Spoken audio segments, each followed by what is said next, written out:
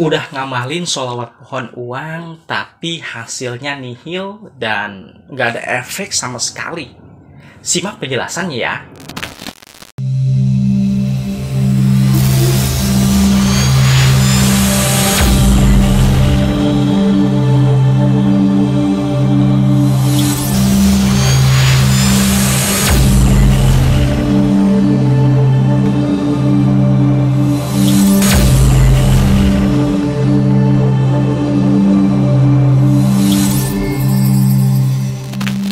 Assalamualaikum warahmatullahi wabarakatuh.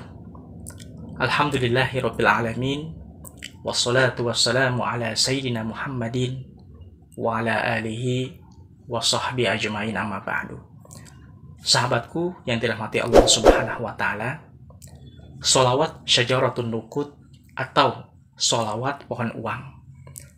Sholawat yang kedengarannya sangat aneh dan bikin orang penasaran. Kenapa? Karena kita bersolawat tapi di ujungnya ada uangnya, ada duitnya. Aneh kan? Ada banyak sekali penjelasan tentang amalan solawat yang satu ini. Seperti di video-video saya sebelumnya, saya sudah banyak sampaikan tentang asal-muasal, makna, dan khasiat solawat pohon uang ini. Bagi yang belum nonton, silakan simak dan link videonya ada di kolom deskripsi video kali ini, sahabat. Baik sahabatku, ada banyak pertanyaan dan juga testimoni dari teman-teman subscriber. Ada yang bilang katanya, saya sudah mengamalkan sholawat pohon uang ini, namun sampai saat ini belum ada tanda-tanda rezeki mengalir kepada saya. Nah, kalau kita pahami pertanyaan ini, setidaknya ada beberapa poin yang harus saya sampaikan. Yang pertama yaitu, perlu diketahui bahwa sholawat pohon uang adalah sholawat yang menjadi satu amalan rutin yang diijazakan langsung oleh gurunda tercinta, yaitu Sayyiduna Syekh Al-Habib Sagaf bin Mahdi bin Syekh Abi Bakar bin Salim. Saat memberikan amalan sholawat ini, beliau bilang, hanya dengan hati dan keyakinan yang tinggi, atau bahasa yang sering kita pakai nih, positive thinking aja deh. Saat kita ngamalin sholawat ini adalah bentuk wasilah yang mana Allah benar-benar akan memberikan kita satu jalan kemudahan dalam mencari rezeki. Jadi gini, kalau kita melihat kondisi kehidupan kita sehari-hari, kadang kita tuh suka mengeluh tanpa kita sadarin. Misalnya, kita sering merasa kalau kita ini selalu merasa kekurangan, pikiran rumsing lah, nggak punya duit lah, dan lain sebagainya.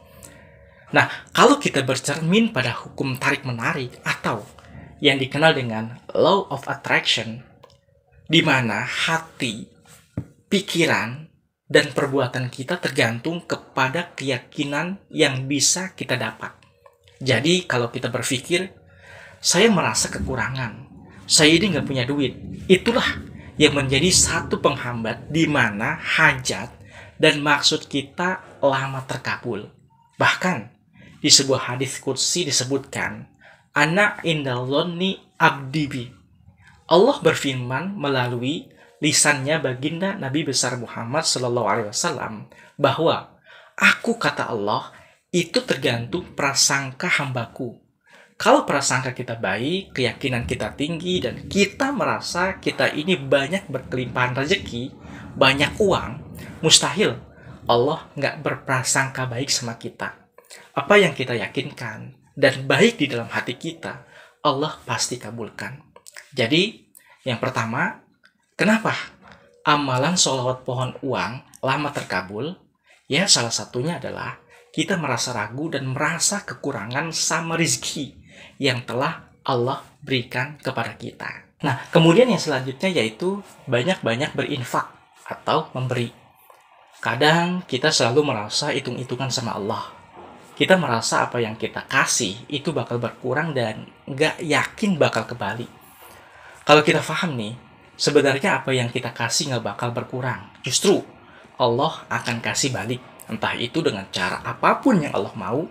Maka dari itu, hilangkan rasa pelit untuk selalu berbagi kepada orang yang membutuhkan. Coba kita rubah mindset kita kalau kita tuh senang banget suka ngasih sesuatu ke orang lain. Dan gak usah ragu, kalau itu semua kita jalani, yakinlah Allah pasti akan ganti yang lebih daripada itu.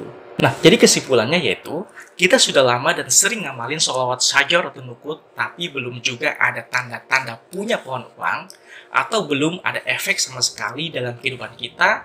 Yang pertama, terus dan terus istiqomah amalkan sholawat ini sesudah sholat isya sebanyak 400 kali. Ya, boleh sambil santai-santai, sambil nonton TV, atau kumpul-kumpul sama keluarga. Silahkan, boleh dibaca di saat-saat seperti itu. Yang penting, diamalkannya antara rentang waktu setelah sholat isya dan berakhir sebelum sholat subuh. Kemudian yang kedua, kita harus yakin kalau kita ini berkelimpahan rezeki, punya banyak duit dan tidak merasa kekurangan. Karena prasangka Allah itu tergantung apa yang kita buat. Dan yang ketiga yaitu hilangkan rasa pelit di dalam diri kita. Sering-sering banyak memberi, dalam hal ini yaitu bersedekah. Bisa jadi rezeki yang kita punya ada juga rezeki orang lain di situ. Yang itu yang bakal menjadi wasilah tersambungnya kelancaran rezeki yang Allah kasih ke kita. Semoga bermanfaat. Terima kasih sudah menyaksikan video ini. Akhirul kalam. Assalamualaikum warahmatullahi wabarakatuh.